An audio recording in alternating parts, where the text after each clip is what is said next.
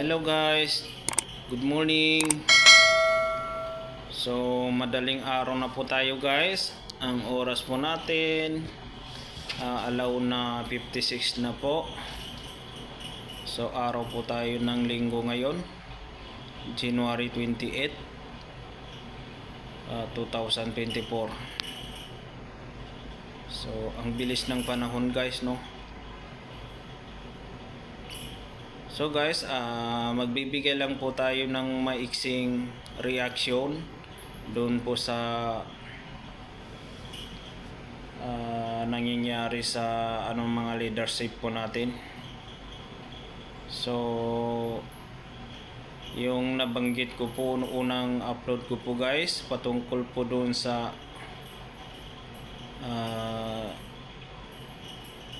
suhol po ng bawat district po, 20 million ng bawat district. So malamang sa malamang guys, totoo rin pala yung mga nababalitaan po natin. So papanoorin po natin yung vlog ni Madam Maharlika. At si Madam Maharlika po, isa po ako sa tagahanga niya. So saludo po ako sa inyo Madam, walang takot magsalita. So sana marami pang mga katulad ninyo na ilabas ang katotohanan.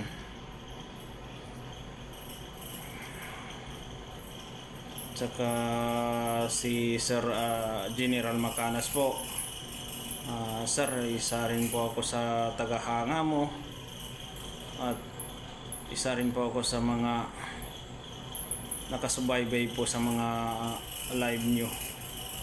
So sana po marami pa po yung mga katulad ninyo na walang takot na ilalabas ang katotohanan po.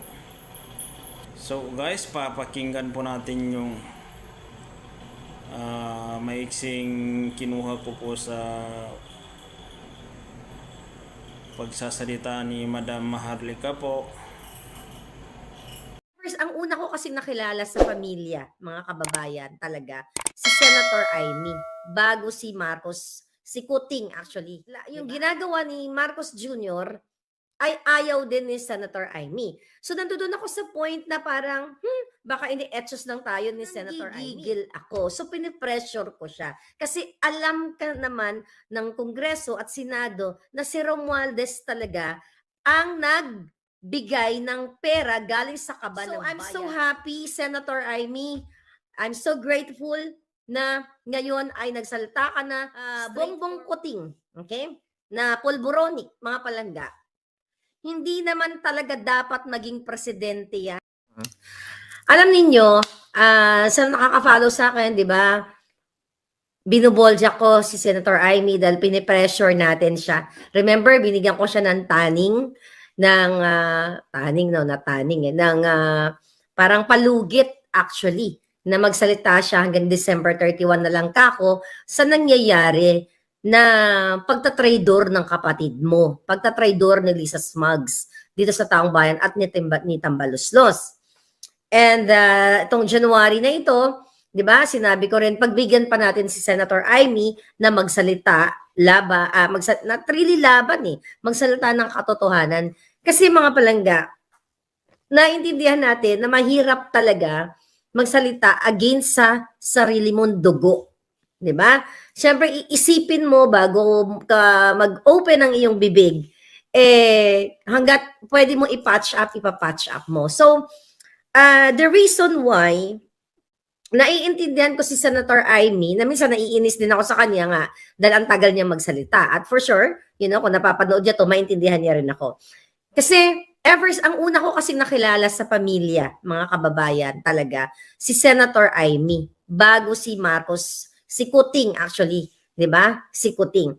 So, sinabi ko rin sa inyo sa mga nakaraang vlog ko, kung nakafollow kayo, 2017 ko nakilala si Senator Amy, nasabi ko iba mag-alaga si Senator Amy ng supporters niya. Hindi kanya, pag may mga concern ka, sumasagot naman, So, kaya nga, hirap na hirap akong boljakin si Senator Amy dahil galit ako sa ginagawa ng kapatid niya. Kasi alam ko na yung ginagawa ni Marcos Jr. ay ayaw din ni Senator Amy. So nandoon ako sa point na parang, baka ini-etchos lang tayo ni Senator Amy. Kaya nga, ang sinabi ko sa kanya in the past, I still have respect for your father and for you, Senator Amy. But you have to speak up for the Filipino people. Okay? And now, salita na nga siya patungkol dito sa pag-bribe ni Martin Romualdez, ni Tambaluslos, sa mga kongresista.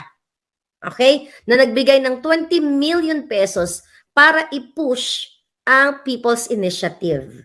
Papaano i-push ang People's Initiative?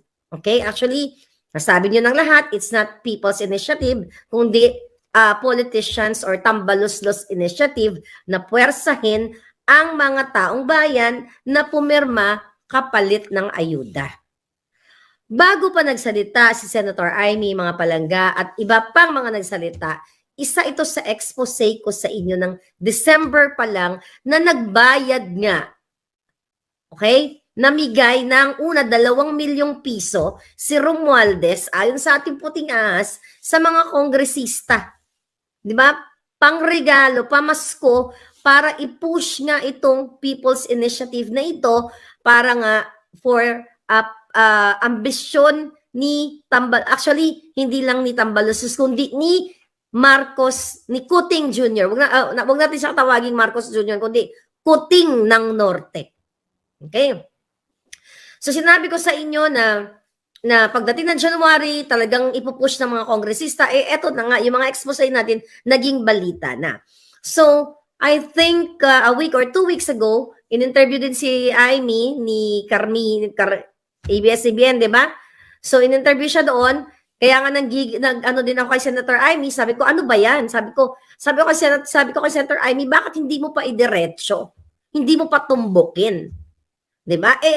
Alam mo naman na yung pinsan mo, ayaw mo pang tumbukin, So, nanggigigil ako. So, pinipressure ko siya. Kasi alam ka naman ng Kongreso at Senado na si Romualdez talaga ang nagbigay ng pera galing sa kaba ng bayan. And this is graft and corruption, bribery, at kung ano pang pwedeng ikaso sa hinayupak na pinsan ni Senator Amy. Ayan po guys, malinaw po. So, gagamitin po ng Kongreso na ipamimigay po sa bawat district po ay manggagaling po sa kaban po ng taong bayan.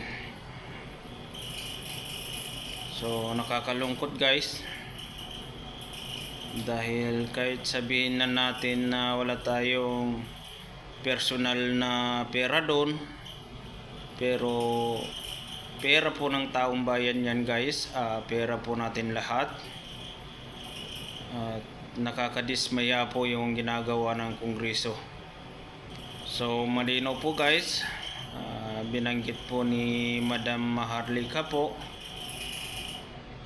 yung perang ibibigay po sa mga distrito po ay galing po sa kaban ng bayan. So nakakalungkot po guys.